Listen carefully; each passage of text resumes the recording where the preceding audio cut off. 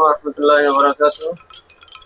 বর্তমানে পেয়ার পদ্ধতি আনুপাতিক হারে নির্বাচনের ব্যাপারে আমাদের মনির ভাই খুব সুন্দর একটা প্রশ্ন করছে যে আমাদের বর্তমানে পেয়ার পদ্ধতিটা আমাদের জনগণের জন্য খুবই খুবই সুন্দর এবং খুবই ভালো, ভালো।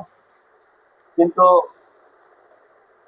সরকারের জন্য স্বয়ংসম্পূর্ণ সরকার থাকে না, কারণ যে কোনো সময় সংসদ বিলুপ্ত হয়ে যেতে পারে, কারণ সমস্ত দল সংসদে থাকে এবং সমস্ত দলকে মেনটেন যদি না করতে পারে তাহলে তার সংসদ যে কোনো সময় ভেঙে যেতে পারে এবং নতুন করে নির্বাচন দেওয়ার মতন আবার পরিস্থিতি চলে আসে।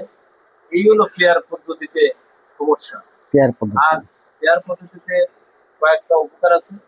একটা হলো জনগণ এর জন্য উপকার, সেটা প্রশাসনের কাছে যেই জায়গায় যাক সবাই সমান অধিকার পায়, সবাই সমান ভাবে সবকিছু দেখতে পারে। আর যখন পেয়ার পদ্ধতি থাকবে না তখন যে কোনো এক দল জোর করে ক্ষমতা গুলে প্রশাসক, থানা, ফাঁড়ি, কোর্ট কাছারি অনেক সময় দলীয়করণ হয়ে যায়। দলীয়করণ হওয়ার কারণে অনেক ভুক্তভোগীরা, অনেক মানুষ এইভাবে ভুক্তভোগী হওয়ার কারণে একটা মামলা নিয়ে অথবা মামলা করতে গেলে অথবা কোনো সমস্যা হলে হয়রানিমূলক অনেক সমস্যা হয়ে থাকে। এই জন্য আমাদের বর্তমানে দরকার পেয়ার পদ্ধতিতে নির্বাচন। আর পেয়ার পদ্ধতিতে নির্বাচন হলে আমাদের জনগণের জন্য খুবই সুন্দর এবং খুবই ভালো হয়।